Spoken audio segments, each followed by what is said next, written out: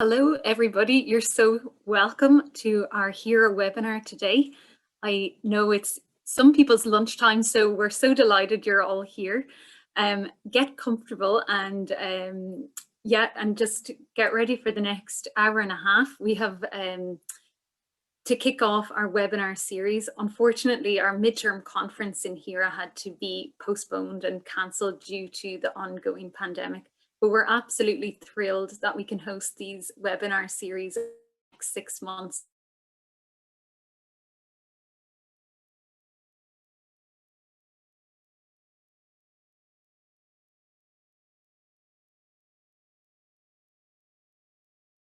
Universities and PLEASURESCAPES, and so members of those 3 teams have came together to put on this webinar today. So we're thrilled to have them here and thrilled to be able to bring this to your sitting room or kitchen, wherever you are. So you're so welcome, everybody joining our HERA network and community today. We are united through our love of the humanities and research and connection. So no matter where you are, you're so welcome. So without further ado, I'm going to hand over to our moderator for today, Alina, and she will introduce our team. So just wishing the panelists good luck, and thank you so much for joining and hosting us today. Thank you. Thank you so much, Rose. Welcome, everyone. It's really great to have you here today. A great honor for me to moderate this session. I'd like to say some thanks first and also make some technical remarks for the setup. First of all, of course, we do thank HERA for making our work possible at all, and also our national funding agencies. And also we thank you, Rose and Marina Milic at HERA, for bringing up the idea for this webinar series and for putting so much work in it. Thank you, Joanna Sofa and Tony Whiten at HERA, who shared really valuable ideas in designing the session.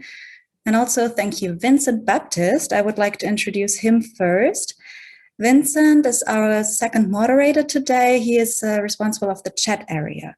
So we're really looking forward to your remarks. At the end of our panel, we're going to open the discussion to the audience after about 60 minutes or so. And then Vincent will select and coordinate your comments. Please send your queries and comments via the chat window, not the Q&A section, but the chat window. And make sure that your comments are visible to the whole group and not only for Vincent, so that everyone knows what's going on. Right. Last but not least, our thanks also go out to, all of you, our friends and followers, because you helped spread the word about this event, and that's why all of you are here today. I think we do have quite an amount of participants, which makes us really proud. And I will start introducing my guests to you in a minute.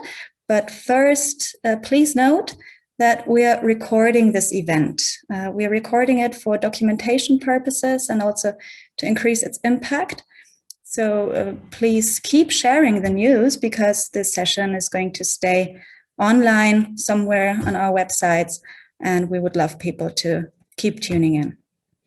All right, all of you are of course curious to learn who's with me today and what we are up to. So let me introduce my guests and briefly explain the agenda. First of all, we have Professor Lisa Kozak from Hafen City University, Hamburg. She is a historian and a museum professional, having directed Museum of Hamburg History, Museum of Work in Hamburg, and also European Hanse Museum in Lübeck. Lisa has special expertise in the fields of cultural heritage, museum studies, and urban cultural studies. She is lead of the HERA project PLEASURESCAPES. And by the way, I'm also part of the project PLEASURESCAPES. I'm the coordinator and postdoc researcher for Hamburg. Coming from the PLEASURESCAPES project as well, Professor Paul van der Laar is joining. He is head of the history department at Erasmus University Rotterdam, professor of urban history, principal investigator within the PLEASURESCAPES project and also a museum professional, having directed Museum Rotterdam, the city museum there, for 8 years. Paul's research dwells on port history, port city culture, and also migration. Next, I welcome Professor Ian Woodward. He is lead of the HERA project FESTIVERSITIES, the second project that is cooperating here in this session. Ian is professor at the School of Marketing and Management at University of Southern Denmark. And as a cultural sociologist, he takes special interest in cosmopolitan cultures, material culture, and spaces of social belonging. Britt Zwaartjes is a PhD candidate within the Festiversities project. After earning a research master's degree in social sciences at University of Amsterdam, and after having joined several urban studies projects as a junior researcher, she is now enrolled at the Arts and Culture Studies Department at Erasmus University Rotterdam. Hello also to Professor David Mcgillivray, the lead of the HERA project FESTSPACE, the third project within the session today. David holds a chair in event and digital cultures and is the deputy director of the Center for Culture, Sport and Events in the School of Business and Creative Industries at University of the West of Scotland. His research focuses on cultural and sporting events, as well as the affordances of digital culture. And then we have Dr. Alba Colombo. She is a social scientist interested in the sociology of culture and the impact of festivals and public events. And as such, she is the principal investigator of the FESTSPACE project in Barcelona. Alba is an associate professor and researcher at Open University of Catalonia in Barcelona. And lately, she has organized the digital FESTSPACE International Symposium, Spaces and Crowds Without Festivals. And alongside, she has produced the film documentary Barcelona and Its Celebrations, The Social Reaction of an Empty City in Full Swing. Both of these very relevant for our webinar today. And finally, and also speaking about films, like Alba's film, we also have Laurens Gottstein with us. He is research assistant within the PLEASURESCAPES project and a master's degree student at Hamburg University of Applied Sciences. Laurens is one of the creators of the documentary film Heiligengeistfeld, Urban Open Space in Time of Pandemic Compliant Pleasures, which also has been circulated to you along with Alba's film. So these two films, they were really two of our departure points when we planned this webinar. And that's why we hope that all of you hopefully had the opportunity to look at them, to watch these movies. That will be great because we will pick up on these throughout the discussion. And besides, 3 main umbrella topics guide us through the discussion today. We have the 3 parameters: public space, pleasure practices, and historical comparators. And within these, we're going to reflect on how relevant collective public pleasures are. The key question really is, how resilient is popular pleasure?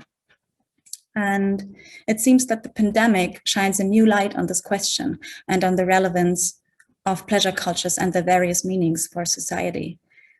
So questions like, are parties, festivals, collective public pleasures, human needs, or even more so, outlets for societal forces? And in which way do crises like the current COVID crisis tell us more about this? These are the questions we want to deal with now.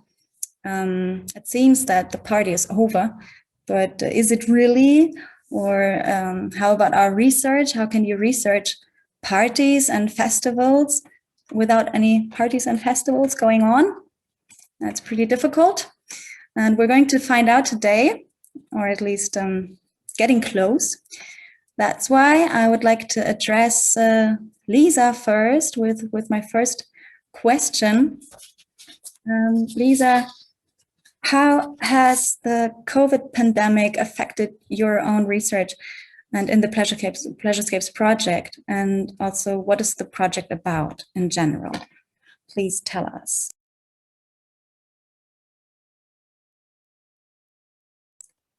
Yeah. Thank you, Alina, and thank you, Rose, for the kind introduction, and hello from Hamburg to all of you listening and watching to our Zoom screens. Special pleasure, I would say. Yeah. Well, what is the project about and how does it affect our research? Well, the official title of our project is PLEASURESCAPES, Port Cities, Transnational Forces of Integrations. And our university partners are Gothenburg and Rotterdam and Barcelona.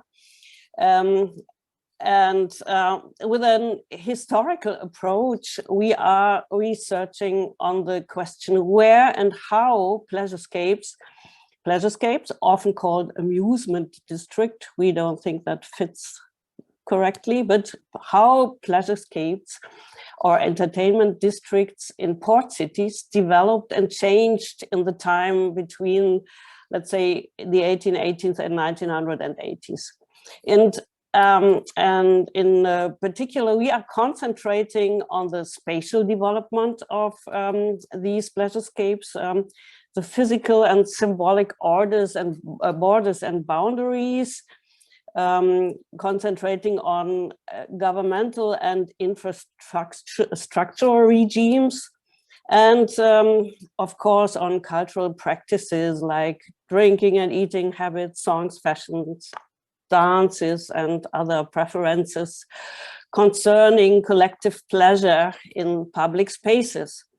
And of course, we would like to know if and how port cities differ from, let's say, other cities like industrial cities or capitals like Berlin or so. Does the port situation evoke particular exchange processes?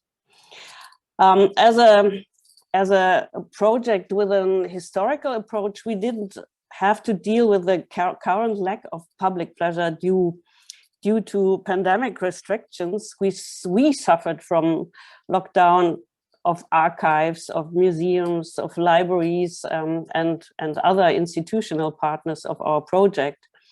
And of course, we couldn't meet as a team. So it's perhaps a little bit different from the other projects who had to research on contemporary situation and what was happening there. Yeah. And but observing the current situation, as I'm not only a historian, but also a museologist, I wonder what will stay when the crisis is over, what will become part of memory culture. And I observe museums when collecting material documents that are witnesses of the COVID crisis. So perhaps in the course of our discussion, we can have that question in mind. But for now, I will hand over and stop my remarks. And well, I don't know who is the next to introduce that. But I know, it's fine. Thank you so much, Lisa. That's a very good point indeed. What will remain from history to today? Ian, how about you? What is your project about? Your project is Festivversities. And are you able to work at the moment? Lisa said she has a historical perspective on things right now.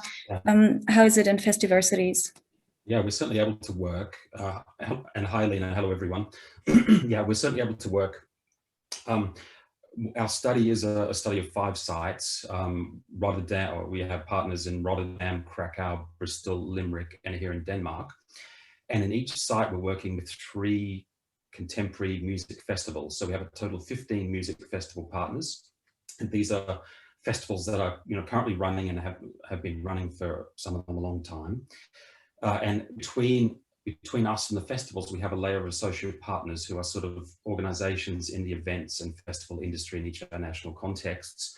And in each of those 5 sites, we have postdocs and PhDs. So yeah, we've found things to do. I mean, to get straight to this question of what we've been doing, I think one of the things we've been doing is looking at how producers, organizers and workers, as well as the spaces themselves, have been affected by the pandemic. So our study wasn't simply a sort of a cultural, anthropological, sociological study of festivals as spaces. That was part of it. But our project broadly is also about the production of these spaces, as well as their making and their consumption. So the pandemic has been a shock an external shock for the project, and something we've had to deal with, which has been significant. But luckily, we conceptualized the project as an engagement with not just the festival goers, but the festival makers, so to speak. So in the last year, we've done substantial work picking up our research, ethnographic interview research with organizers of festivals, with workers at festivals, and at festival sites themselves. So we've also done some ethnographic detailed work with audiences, but luckily we've turned the focus a little bit last year to focus on the people who are making the festivals. Okay, and I see. Our project generally is a project which looks at festivals as potential spaces for social and cultural encounter. It looks at music festivals in particular, because music is a certain type of powerful cultural form which has potential to connect people. We look. I guess we use the framework, or the original framework we designed was based around this idea of spaces of encounter. So spaces where people meet, where people have contact, where people have freedom of association, of voice, of expression. And the argument is, of course, that festivals are somewhat idealized as spaces for these types of encounters. So we wanted to, I guess, do this sort of comparative empirical study of their potential as sites within what might be called the cultural public sphere. And I guess it develops somewhat from what might be called the festivalization thesis in terms of festivalization. One side of this is that culture is increasingly produced and consumed through festivals as a type of ubiquitous cultural form. So it becomes a sort of a common way in which people make and present culture and package culture, but a common way in which people also go about their cultural consumption diet. And secondly, the festivalization thesis says that everyday politics, everyday claims about identity, everyday claims about belonging, everyday claims about culture become fused through these festival forms and expressed through these festival forms. So we saw our study as contributing to a sort of comparative European study about festivals as sites for claiming and performing and understanding multiple belongings. Okay, great. I understand. Thank you, Ian. David, I believe that aspects of diversity and inclusion, social integration relate to your project as well. And FESTSPACE, your project, deals with festivals and festivity too. So maybe you can explain us how COVID has changed your research and what your project is about, please. Thanks, Alina. Yeah, so FESTSPACE focuses on the relationship between festivals, events, and public space across Europe. And these inquiries that we were conducting pre-pandemic were really kind of looking at cities that are invested in the hosting of both, sometimes peripatetic sporting and cultural events, and also recurring festivals. So we're looking at Barcelona. My colleague Alba's with us today, London, Gothenburg, Dublin, and my focus city, which is Glasgow. So our focus was really on the relationship between festivals and events and how they occupy and interact with streets, squares, and parks. Now, obviously, in terms of the pandemic, we've been significantly affected because we were exploring festivals and events which were almost universally cancelled or postponed in March 2020. And although we saw some loosening of restrictions at some points in 2020, that didn't really lead to many recurring festivals and events actually returning, or it's certainly not in the form that they had previously taken. So we then, of course, had to pivot our work to adapt to those kind of really extreme circumstances, I think, that we've all experienced.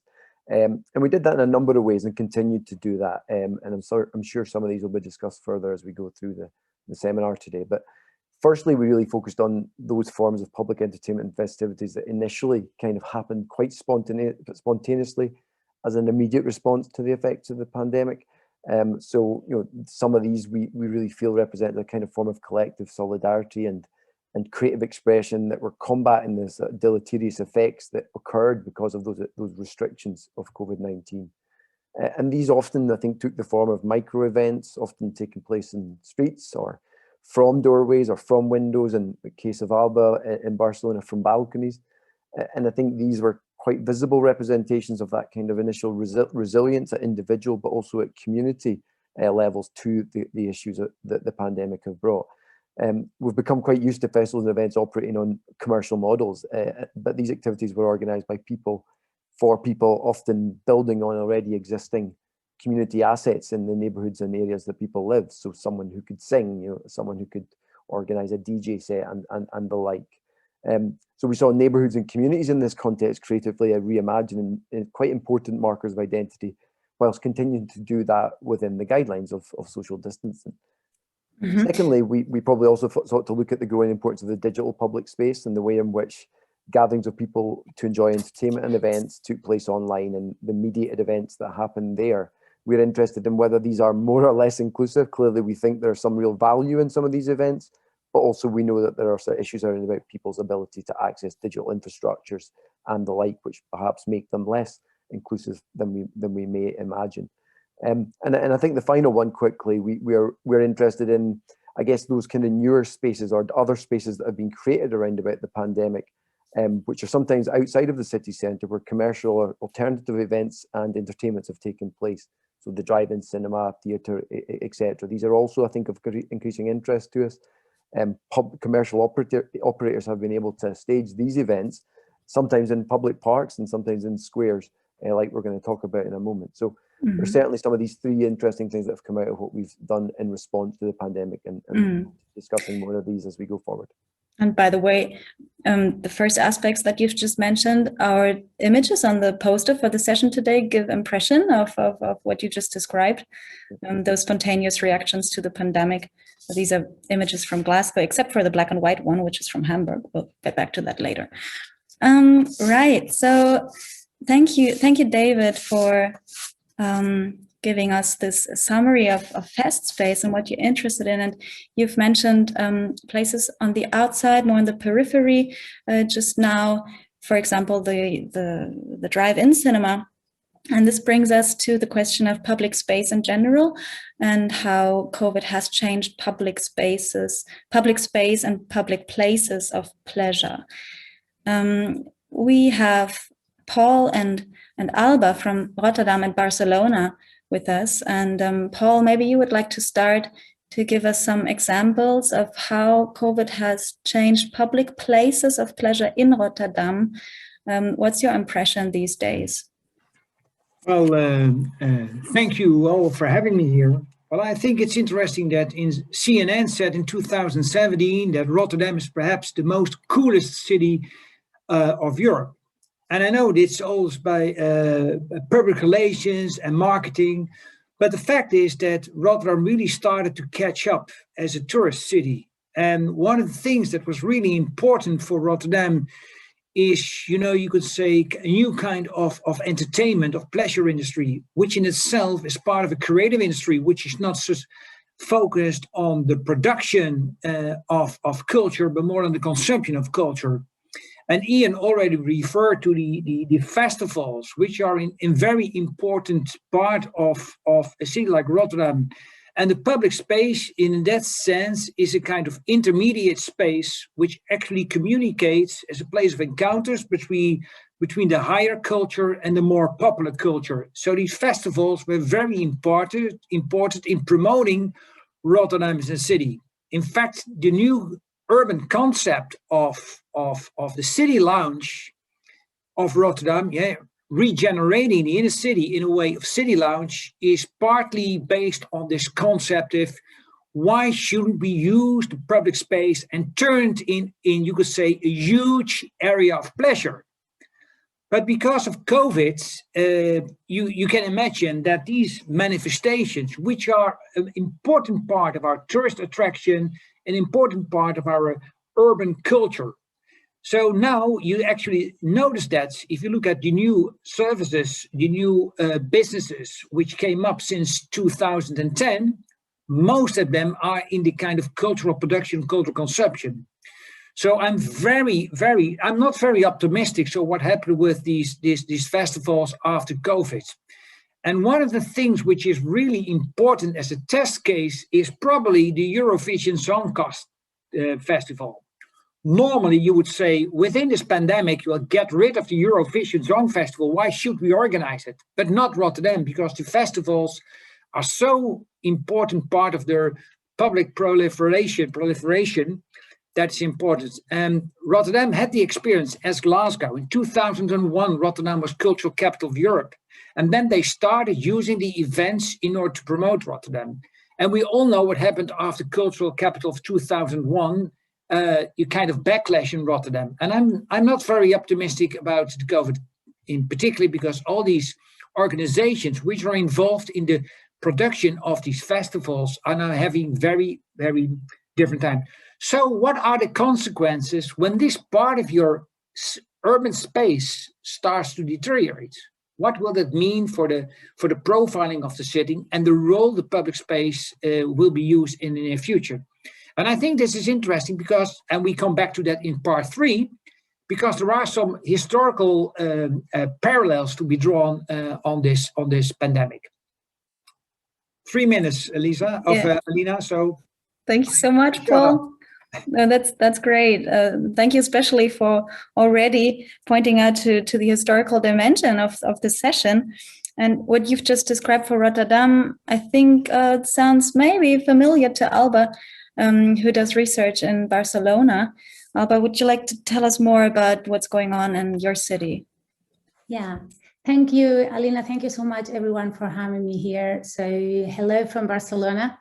So we have a nice pleasure day, so sunny. The first idea thinking about your question, dealing with the change of public space, is trying to identify exactly what we mean with public space. And of course, from our perspective, FESTSPACES, but also from the team of Barcelona, we deal with ideas like public or private space, indoor or outdoor space, physical or symbolic space, as already Lina already pointed out. So focus in this last one, symbolic space, and link especially for festivals and festivities. It's very important to identify their symbolic scope because they can affect individuals, but also collective identities, which with tangible or even intangible objects. So influencing on the place semiotics by connecting physical space with symbolic meanings and objects. But also, I think it's really relevant for our research, the social notion of the third space. Maybe all of you know about it, but I just pointed out that this is conceiving this sphere with the real and the imagined space. So really having a relationship with connecting with physical, geographical space and mental or cultural construction of a space. That is really important from Barcelona team of the FESTSPACE because we focus on cultural events, especially cultural events. And we already explained in different webinars and communications, but we identified in Barcelona 3 typologies of cultural events, so that we called cultural industry festivals like music festivals, literature festivals, etc. Traditional and popular cultural events like New Eve, carnivals, etc. And finally, what we call the cultural diversity events, like the Chinese New Year, for example. And generally, before COVID, all these events have been using what we could call the classical event space, so huge venues, open air, indoor space, streets, squares, parks, wherever. But what happened during the pandemic in our city? It has been really different depending on periods. As probably you may have been seeing in our video, that we identified 3 periods that dominate this reaction depending on restrictions and possibilities. Therefore, focusing on the first one, the shock period, what we call shock period, that was between March and May 2020, where a strong and strictly lockdown have been spread all around Spain.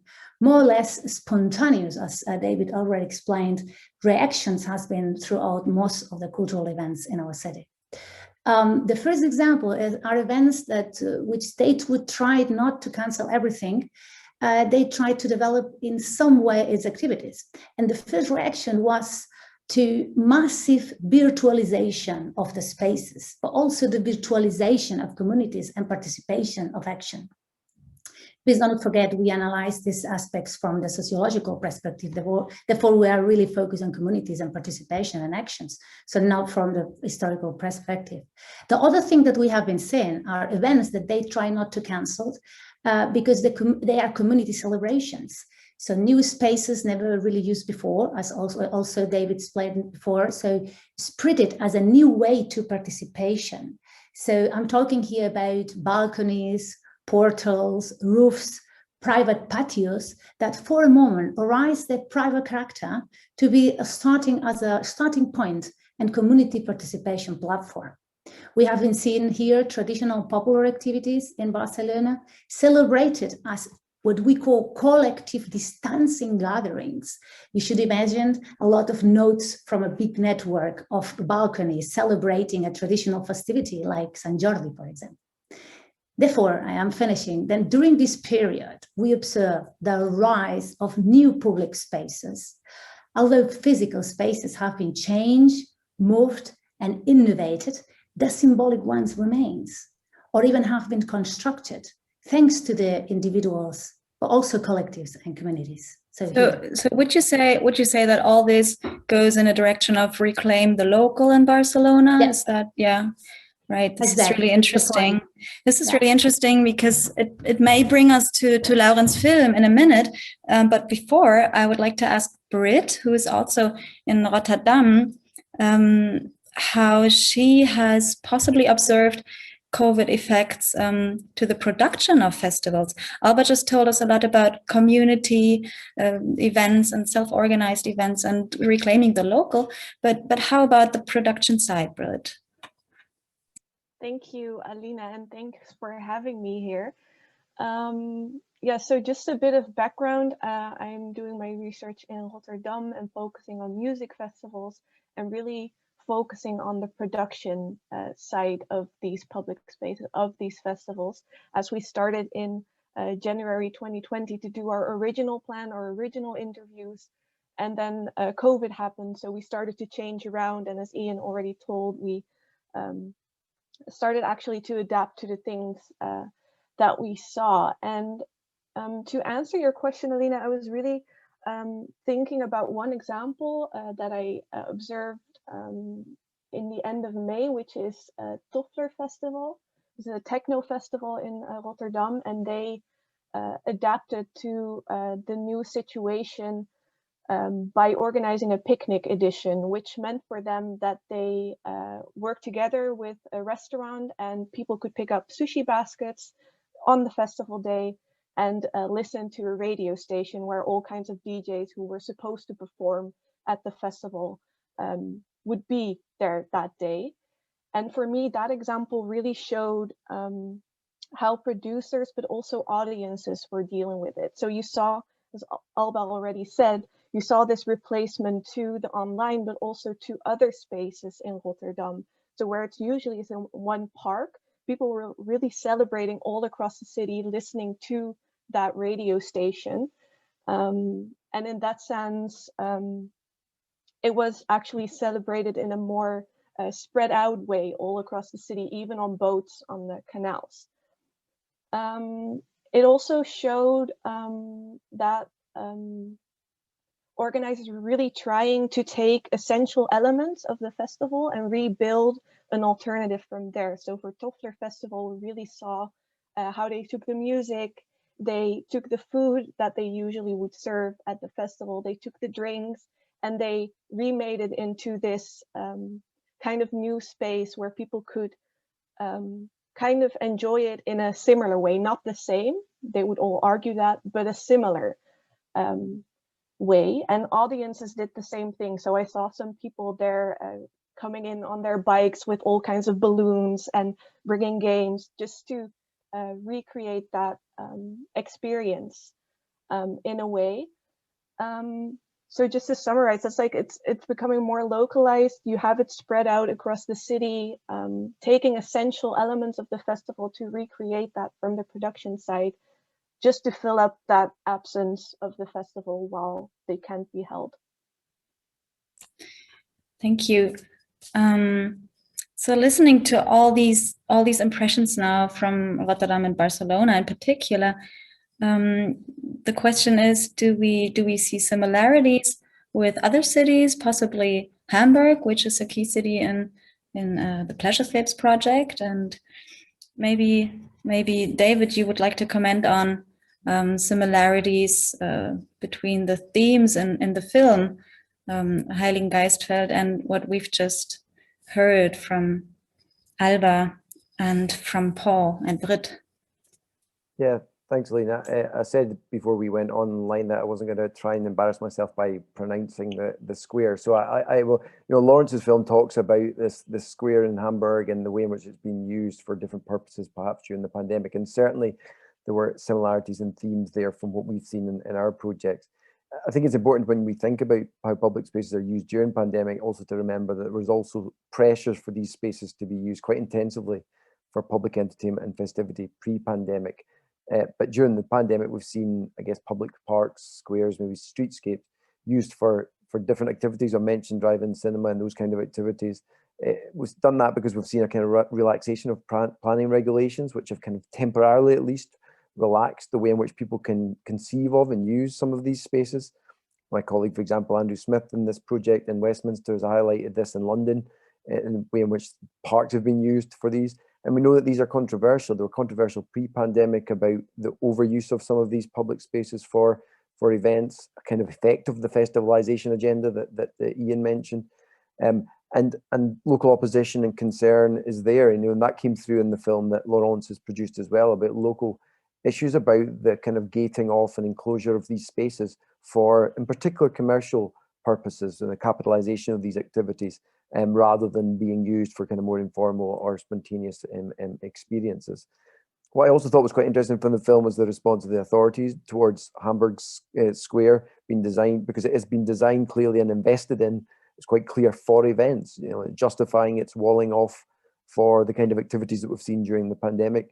And I think that was justified as a return on investment issue in terms of, that the authorities have invested in improving the square for events and for other kind of festive activities.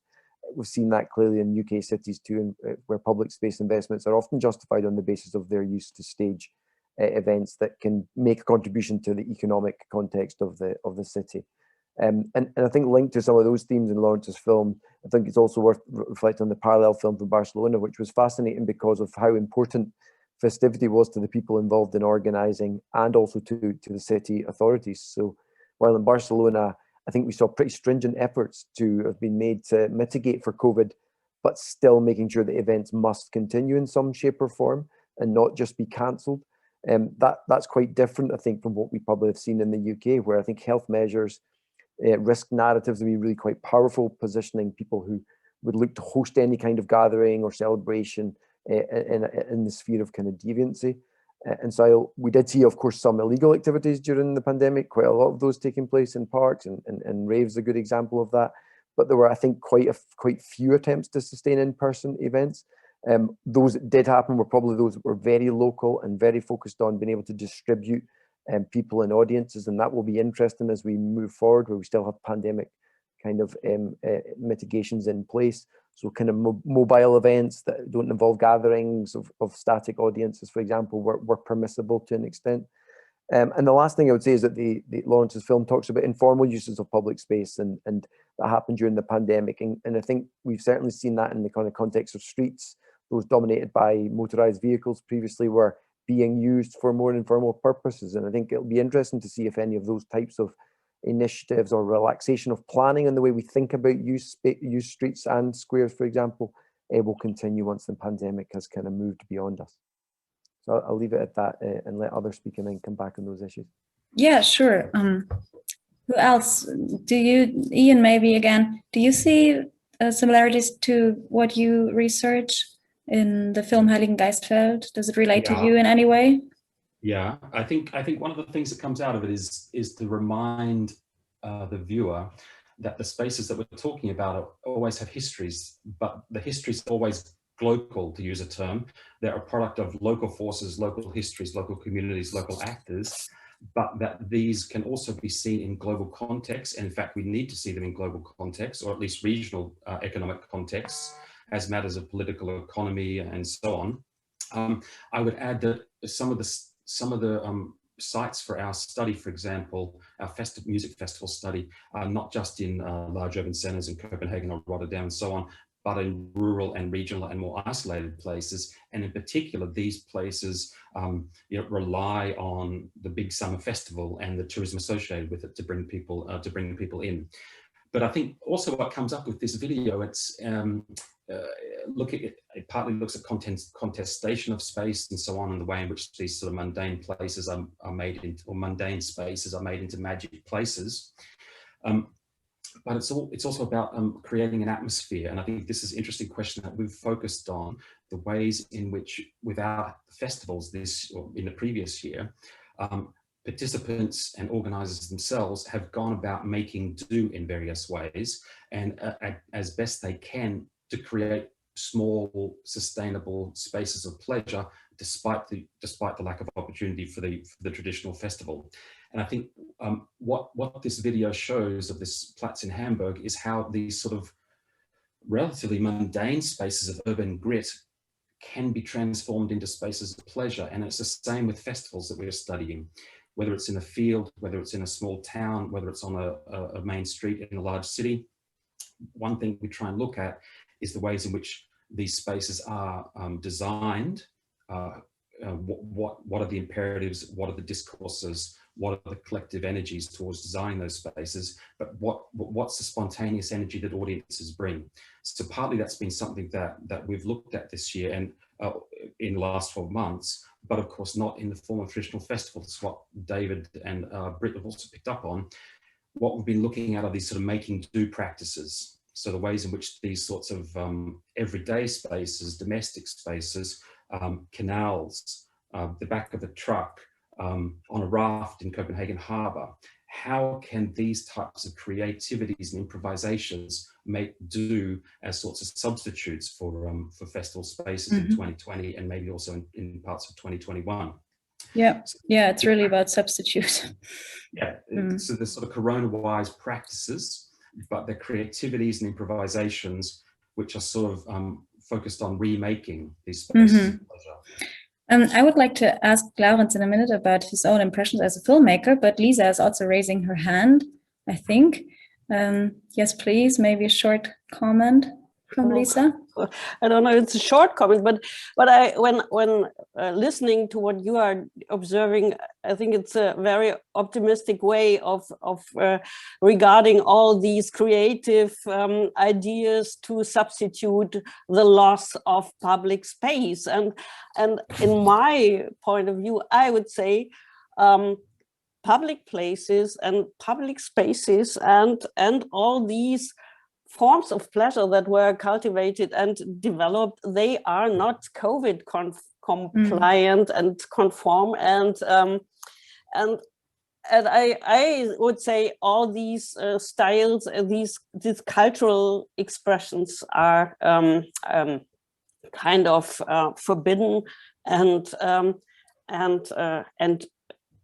and put away from public spaces. So I would say it's a really threaten of urban lifestyles what we have to face. Though everybody is very creative and inventive, of course, but well, I'm not that. I would say it's very ambivalent watching what's happening in the moment. So yeah, definitely, we have to be very critical about it. It's definitely true. Laurens, your film is called Urban Open Space in Time of Pandemic Compliant Pleasures. Lisa just pointed out that public space and as such might not be compliant to the pandemic at all, because they're designed for different purposes, for crowds and masses to have fun there. What were your own impressions when producing the film, and how did it come about at all? Yeah, I think the Heiligengeistfeld is the most pandemic compliant place in Hamburg at all. I mean, there is no place where we have so much space like there, and many people, we talked to so much people who were there or had heard about the square.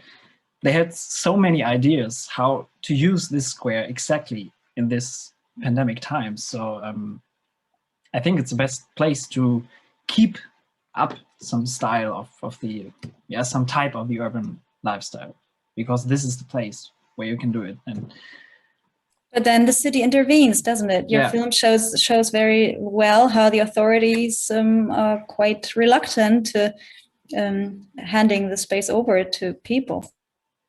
Right, but in some kind they're also tolerating it, and I don't know how the place is used today or this week. So if there's no event or a construction site, then the square is still open and people can use it. And as long as there are not hundreds or thousands of people, the police won't intervene. We've watched this several times. So people were meeting there, and if they kept the distance, the police was okay. We can leave them there. Mm-hmm. Well, it's probably the questions of public.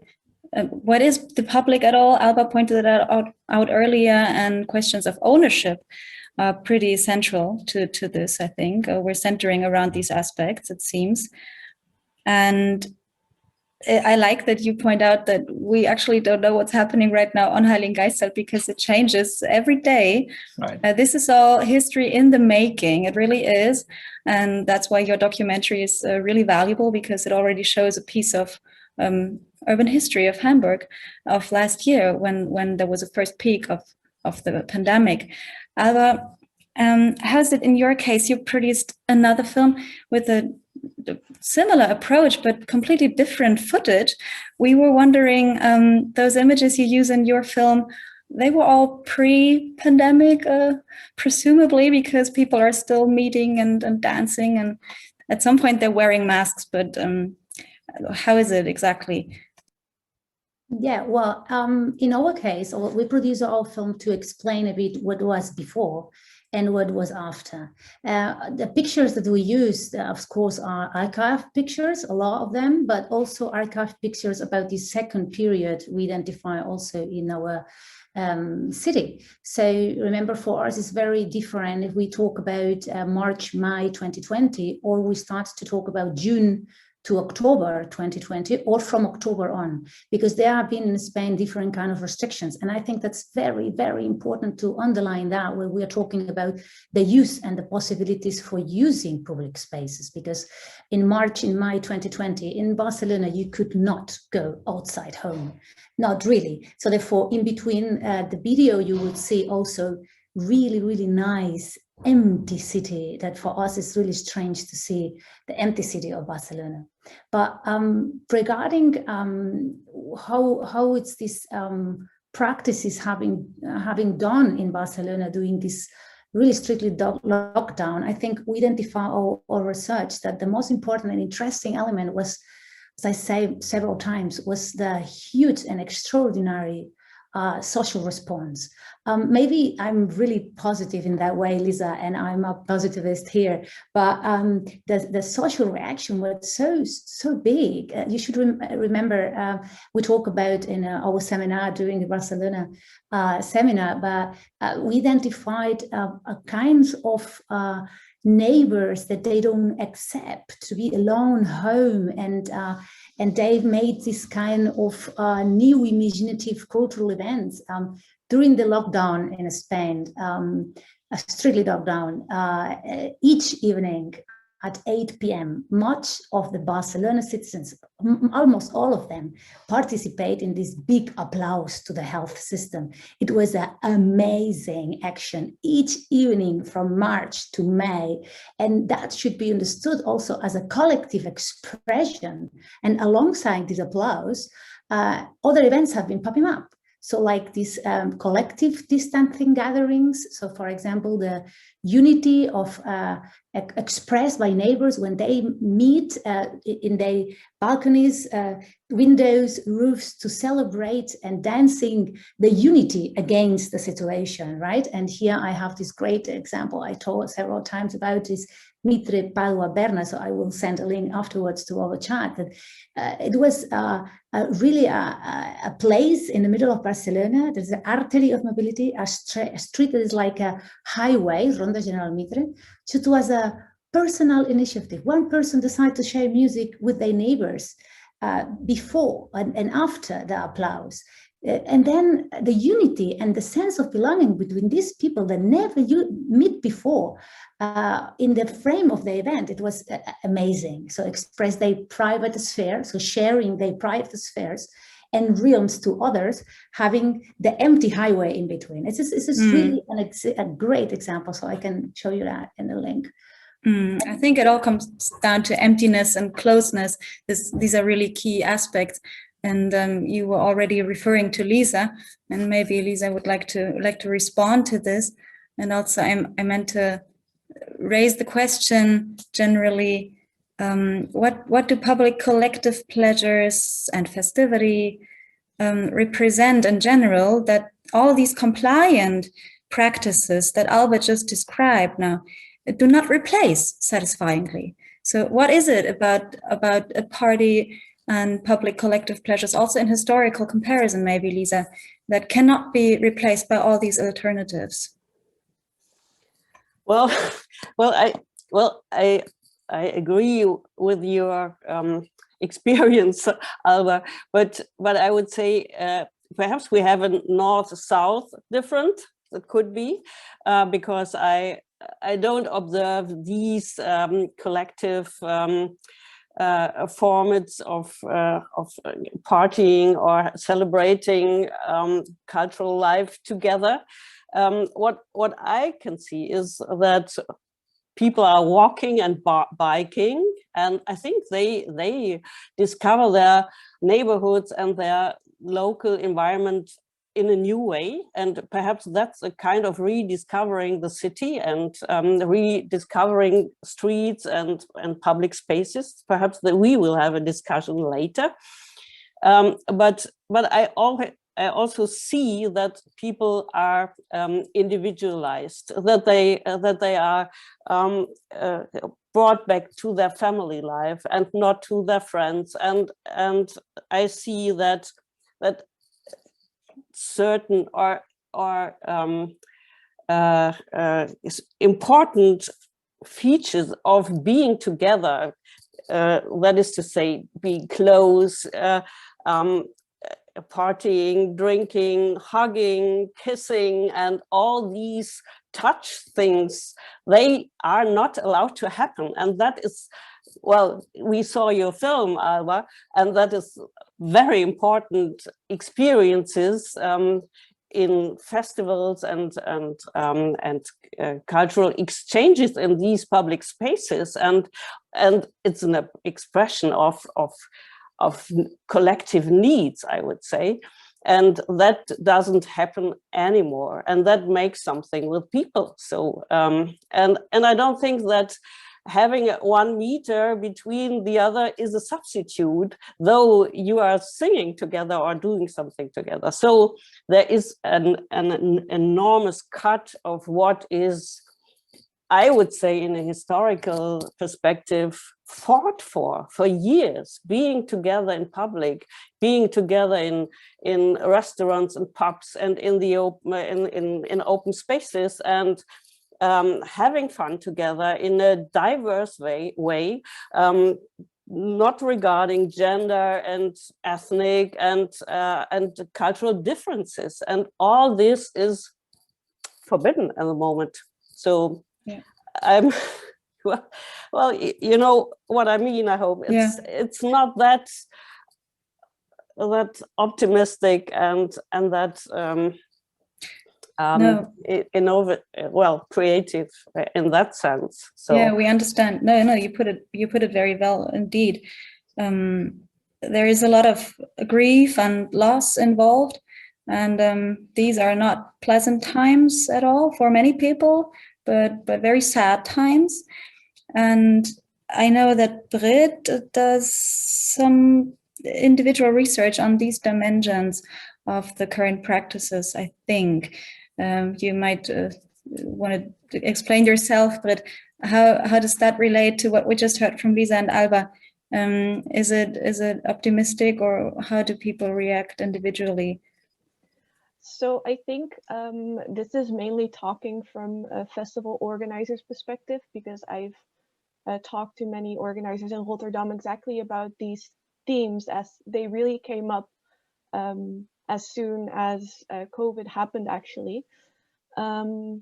And what I've seen for them is that besides losing this collective experiences, you can lose more things than just things connected to the festival itself. So we really saw that what this crisis meant to organizers and the way in which they coped with losing their festivals, at least for the summer, was that they really lost this predictable social context, like a world they could move in, a world they knew, and where they knew the rules. So they also knew how they could organize something in a particular context.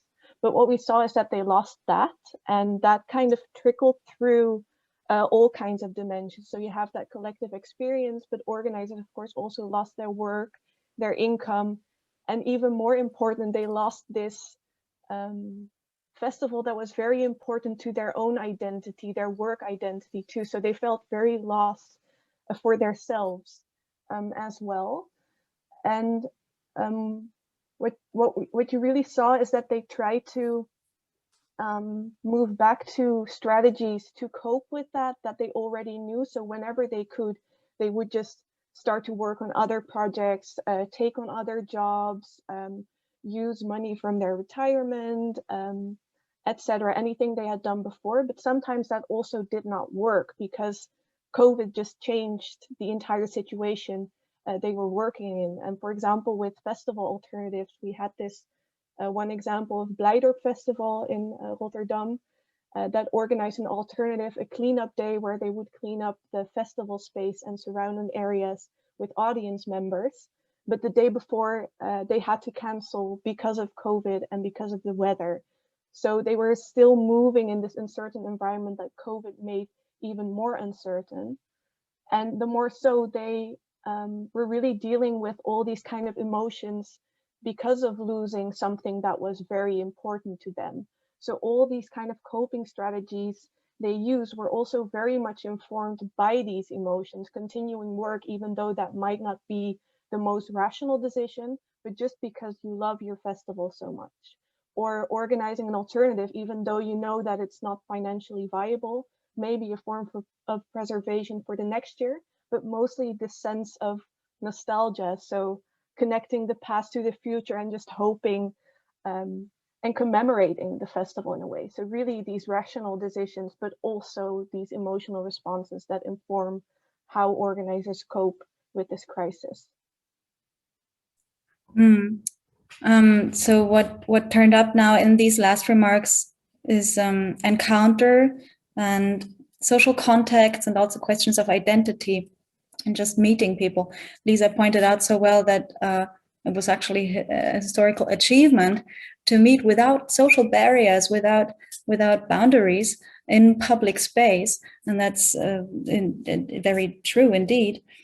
So maybe to come to some first conclusions, not yet, but to first end, we look at history. And Paul in Rotterdam and Lisa, you are historians. Paul, would you say that the COVID crisis is a really unique and new type?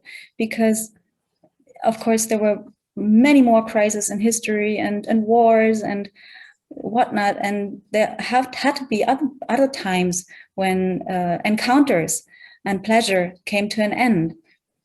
Or is that not so? What do you say? Well, that's true. If you look at history, is an accumulation of crises. and the party still goes on. I think this is something which, and we witnessed, of course, in the 18th, 19th century, a lot of, well, you get the cholera pandemics, smallpox, etc., which were really a lot of casualties, in particular in the poorer areas. What we see is that every time you could say the city government is reacting, and it depends, of course, on the anxieties. You can actually say, this is what history shows, that you can actually map the crisis and also the anxieties. And this is something which pandemics is really changes in that sense, the kind of history, the visual urban history, so to speak. For instance, in particular, we had once a year, typical for a city like Rotterdam, the big fair, which was organized in August.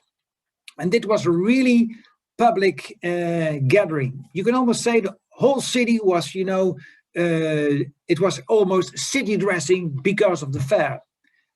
Because of the pandemics, the cholera pandemics, actually they started to move the fairs to the periphery. So that means that city government, because they were afraid, were starting to take more control. That's why the aspects of the project Lisa introduced, it's about the boundaries of pleasure. So there's always, and you could say the boundaries are not just you got the physical barriers, but sometimes you are the invisible barriers because they are come about because of the pandemic. But you can, every time when it starts, the people are in very innovative. They start all over again, and they start actually with their entertainment. We have, and that's our project in Rotterdam, where Vincent is working on. We could say we got 3 different periods in which the pleasurescapes were totally destroyed. The first destruction was actually made on purpose by the city government. So you can say actually it was an intervention by the city government without any pandemics, but really to erase the pleasurescape from Rotterdam. The picture behind me is one of the few artifacts which is left from this pleasurescape. It's part of one of the very popular bars and café chantants in this area, where all the bohemians before the First World War came in order to entertain themselves. Well, in the reaction of this gentrification, actually pleasure still kept going on. They just moved it. Pleasure is in that sense mobile. It's also about mobility of pleasure. So mobility just moved to another place, which became in the 1920s, 1930s, a huge entertainment area. And then the Germans arrived, not with friendly purposes, I have to admit. So they really dropped another bomb on a pleasurescape, totally gone. And the interesting thing is that in the modernist reconstruction periods, it was put on an agenda, how are we trying to organize pleasure? Because everybody knew that you can't, it's a sailor city, sailor town. So we have to organize this kind of pleasure. The pleasurescape moved to another area in Katendrecht, became part of the regeneration.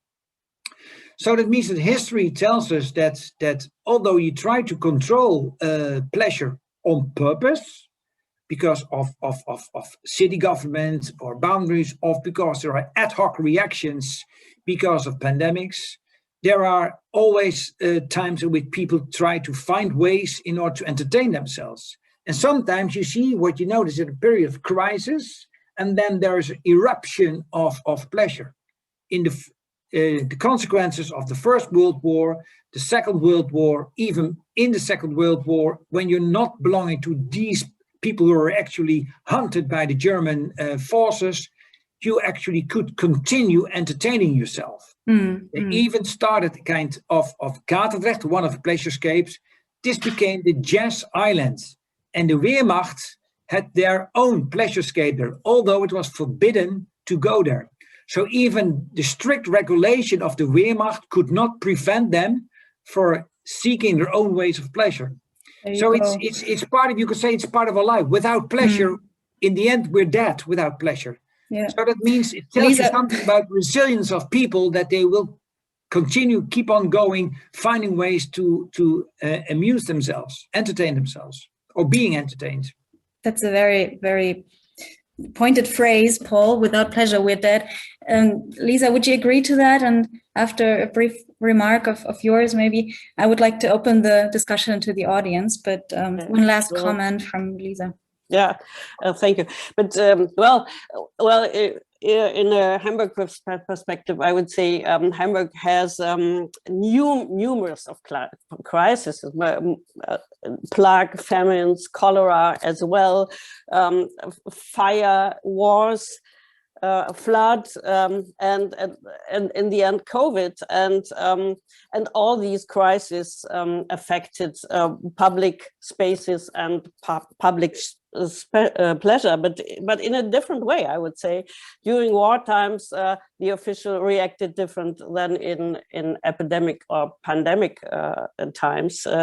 We have this famous study from Richard Evan on the cholera in Hamburg in 1892, and the reaction, I would say, on pandemics or epidemics is the same as right now. First of all, administrations were really slow. They denied that there is a pandemic, and then they reacted. First thing that was forbidden were the markets, the fairs, the dancing events, and the public assemblies. And then the ships were placed under quarantine, and the Russian emigrants. So there were special people and pleasures affected more, and it also has a kind of it has a bias towards immigrants and strangers. I think we can see that in the moment as well, and then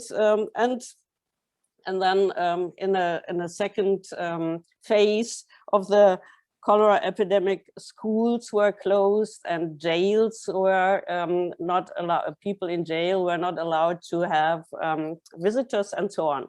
So kind of same reaction, isolating, quarantine, disinfection, and closing down public assemblies and pleasure most. But on the other hand, you have every crisis you can see in Hamburg history produces a push or a boost of innovation. So you have after the fire in 1842, the inner city was teared down and renewed, and after the flood, the dikes were renewed, and it became a official administration task. And after the war, all these dense neighborhoods were teared down to have this car-friendly open city and so on. So you have all these innovation boosts, and yes, and I'm wondering what is going to happen after COVID. So so what will happen?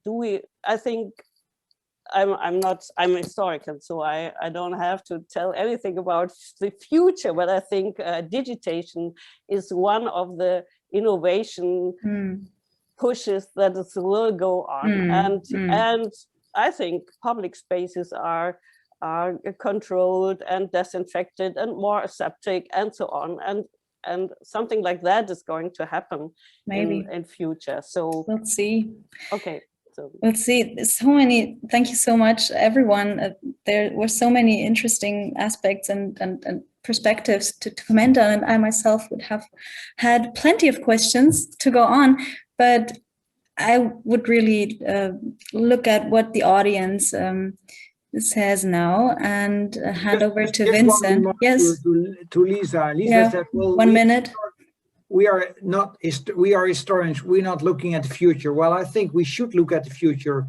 So we should be part of the future. We're in it as well. So that's perhaps we shouldn't be too reluctant in or be afraid to say something about the future. At least I hope that in our project we can say something. We can even incorporate the COVID crisis in our analysis. Well, it's all history in the making, isn't it? We're definitely part of the present to understand the present better and hopefully help to history in the making and make a more informed future, I would say. But now, Vincent, and the chat area, what was happening down there? Please tell us, and I'll hand over to you now. We had some questions coming in during the event already, and people are still posting things. And some of our panelists also put extra information in the chat, so it's definitely worth checking that out. I think there was one very interesting question to start with, which David already briefly addressed in the chat.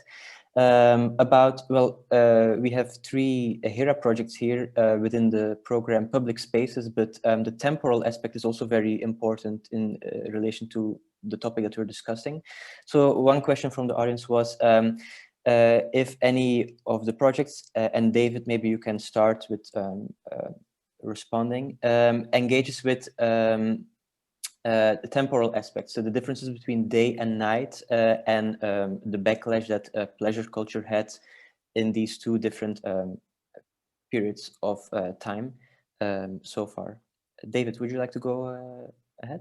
Yeah, I mean, I responded to the question. I mean, I think we can see that the kind of loss of nighttime has emphasized what we see as our cities probably being quite empty and feeling completely empty, and that creates its own issues. Maybe other certain groups and people that are out around at night in terms of the activities they participate in.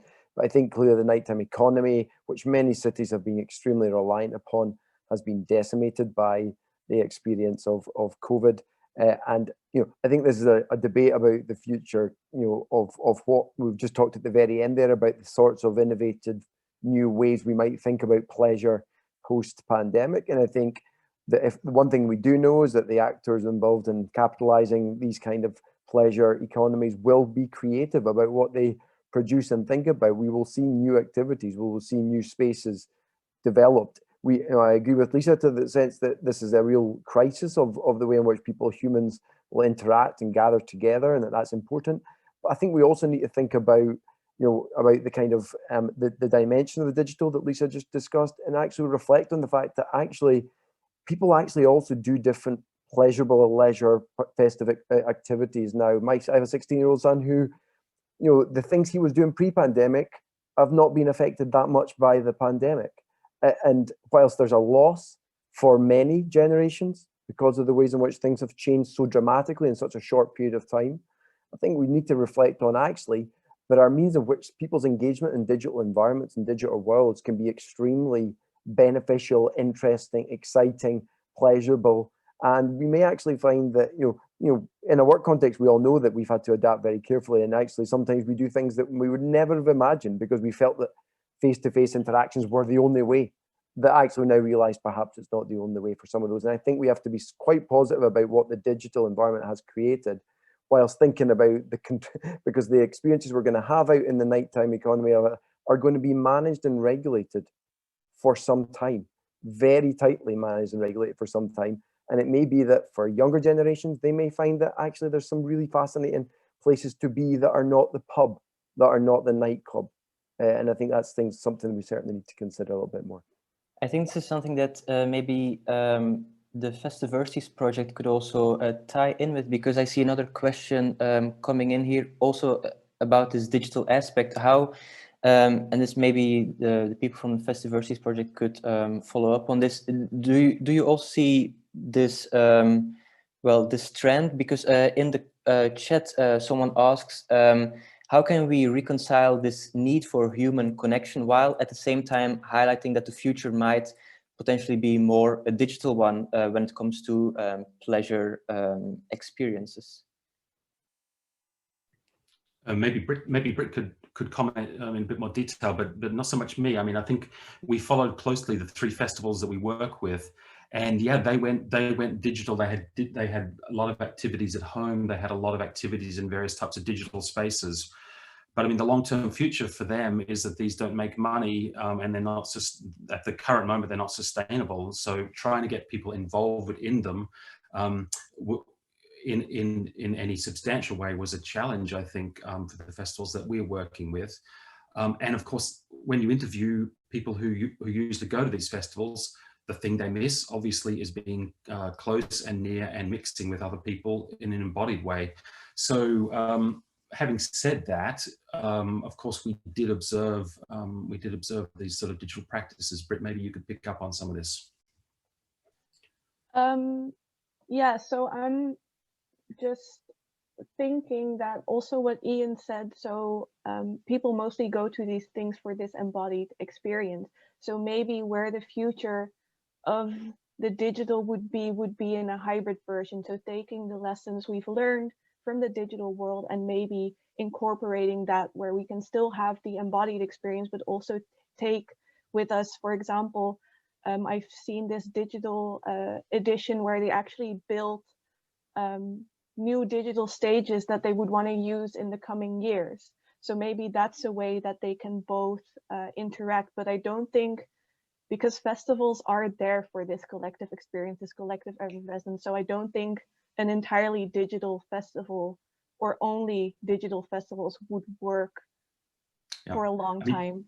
But here we're talking, I mean, the festivals that we're studying, music festivals, precisely exist because they are linked to place, whether it's a forest, whether it's a street in a capital city, whether it's a field in the middle of nowhere, the place matters. So I think, yeah, I mean, this is one of the constraints in terms of music festivals, is that place is such a big determinant about the mythology of and the reality of the experience of the music festival, that presenting this and understanding it digitally becomes a problem.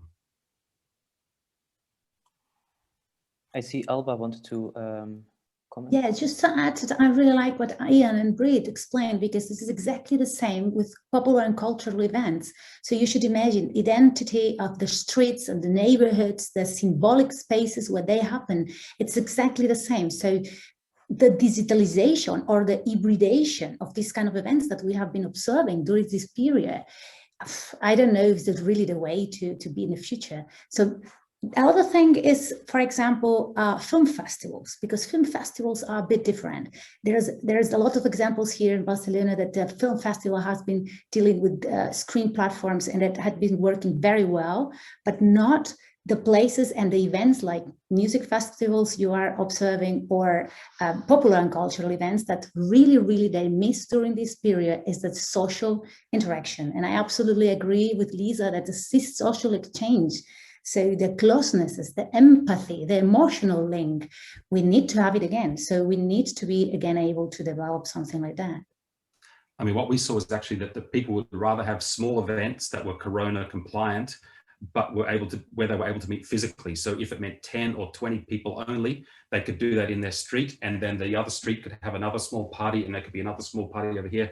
So you had this sort of distribution of these small scale events, and this adds up to a certain energy within a town or a city. But yeah, this was a preferred way that we saw people dealing with parts of it in 2020.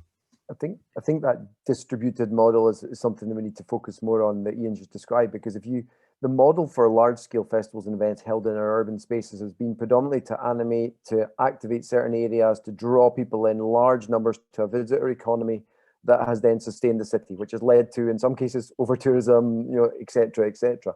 I think that model is going to have to change, because the city centre will not be able to attract and host and stage these massive events for some time.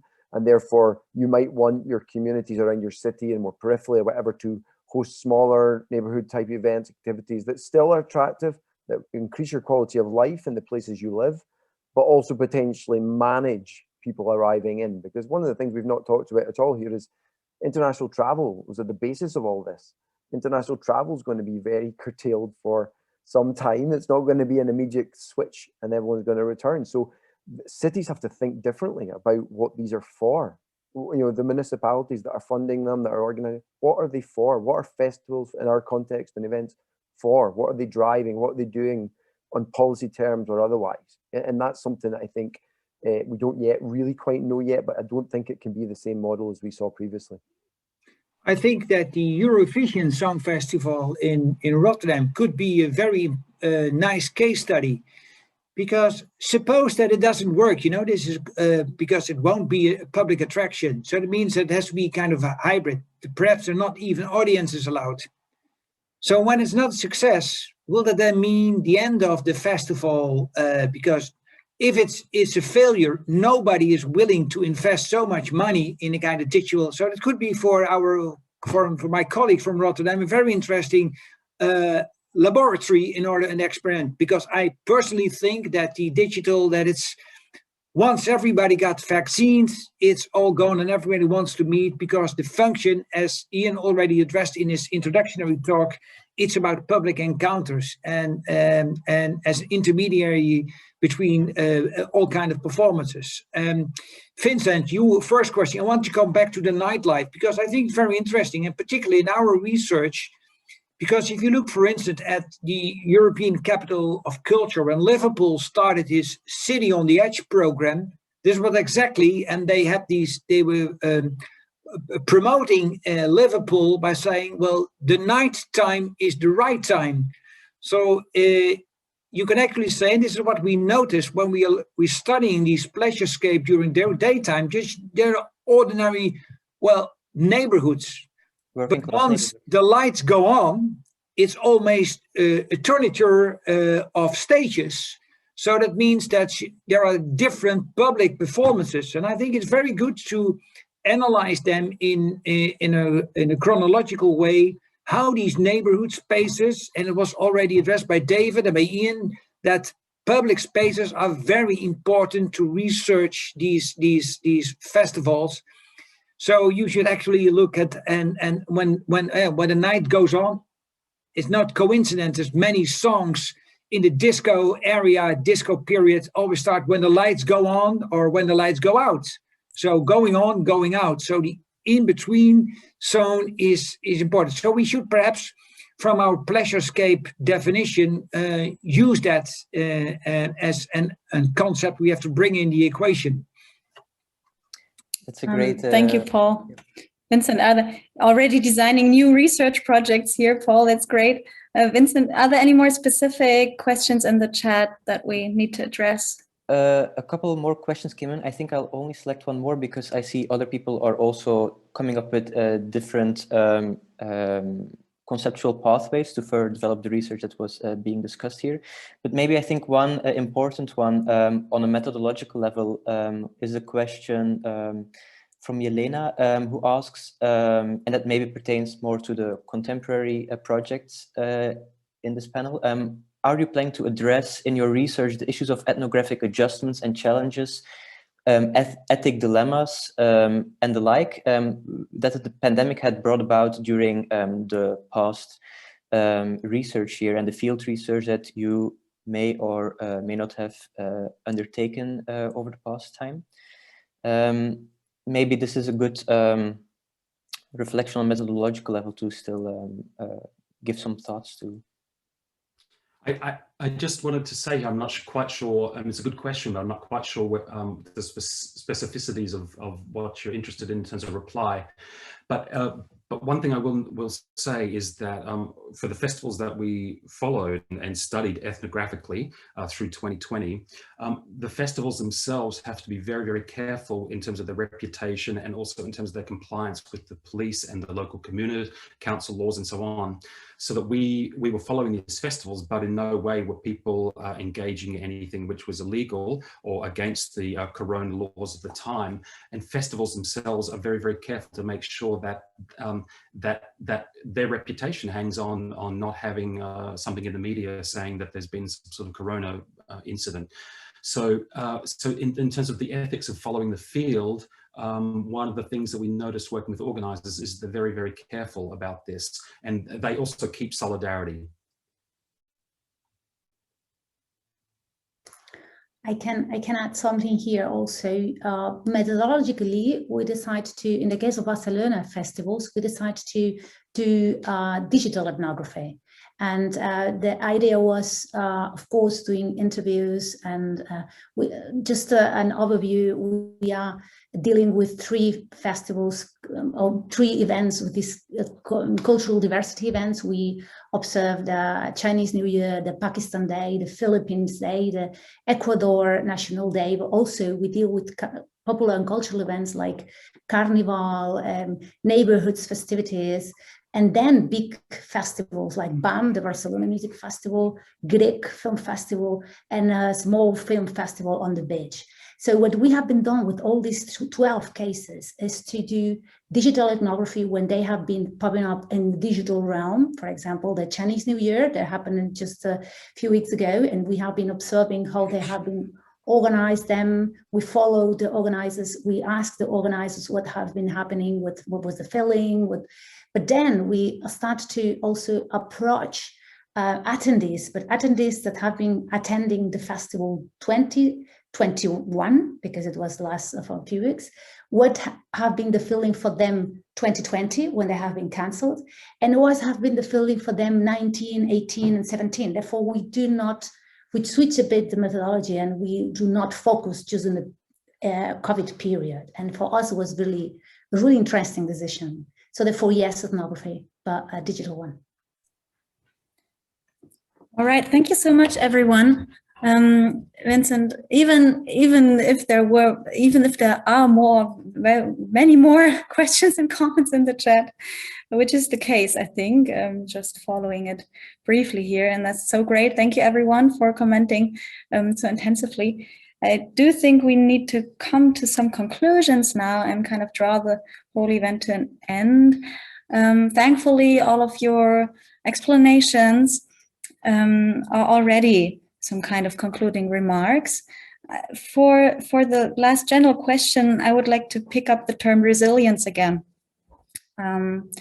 because resilience actually means not only resisting, but also reinventing and adapting to crises and challenges and new situations. And I do think that many of those things that all of you described confirm this. Would you say that the COVID crisis now, the current one, actually proves very well how resilient pleasure culture is? Or does it show that it is very fragile because COVID brings pleasure to an end in a way that no other crisis before really has? So maybe volunteers for that last broad questions from the panel, please. So I can add something here. So thinking about resilience, I would say, yes, the experiences that we have been observing are resilient. So as communities and event professionals, but also administrations, learned a lot about COVID experience. But resilience, as you say, Alina, so it was understood as a capacity to adapt to the adverse situations. So with positive results, the question would be, which kind of positive results we could learn about that? So now we are already starting to see a bit the light of the tunnel. So with the vaccines and everything. So I will be time now to think about what exactly we want to do now from us as a society. So we want to recover what we have been having before, or we want to rethink what we have been doing. So understanding that this is a stop, so in any sense. So maybe it is an opportunity and a space to rethink what we have been doing. But what I'm not sure is about if markets, industries, administrations, and even citizens will follow that. So everyone knows Barcelona. So everyone knows, or maybe have been in Las Ramblas. So, and probably you haven't noticed how tourist-oriented it was, not having really space for activists, actions, citizens. So just like other European cities like Venice, Paris, Berlin, Rotterdam, so Hamburg. So therefore, maybe with the experience of COVID, and again, I'm a bit positivist here, with this huge social reaction that we have linked to the events of Barcelona, should be understood as an example of the need that the citizens will need and show us what we need to think. And I link here, Alina, with this, what you say. So maybe now is what is happening now should be understood that the citizens reclaim the local, reclaim these citizens we have been connecting globally, but losing a bit the centers, right? So now then what would be positive here is the results that the results of this resilience, at least for cultural festivities in Barcelona, will be this new rethinking and new thoughts, what we want to have from now on. So this is a point here. Wonderful. Thank you so much, Alba. Anyone else from the panel? Last remarks? Alina, well, because we as historians, we know if you look in a time frame and make a distinction between types of crisis, well, you could say what kind of crisis we faced in the past, you know, about terror, war. You could say, well, the pandemic has a big impact on society, because we are now living in a world of entertainment. But if you compare that in other historical periods, you know, when entertainment was such a small part of your urban life, then I would say that, yeah, because I'm optimistic about the capacity you have, because evolution shows that we will survive. Well, the planet will survive, perhaps not the people, but something. So that means that we should be positive about resilience. Perhaps it will be different, but one of the vital elements, and I already addressed that, of what makes people drive to entertain themselves is because people, as human beings, want to stay connected with each other.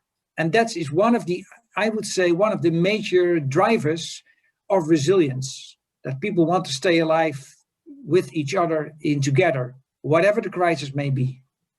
Thank you so much. I couldn't put it any better. That's brilliant. Thank you also, Vincent, for still following the chat so neatly. And I could see that you invited people to stay in touch and get in contact with our panelists, which I can only agree to. It's the best you can do. Please get in touch, and we'll be happy to follow the discussion and keep the discussion going. I will now close the panel and hand back to Rose from HERA to say some final closing remarks. I would like to thank everyone who joined today. It was a real pleasure.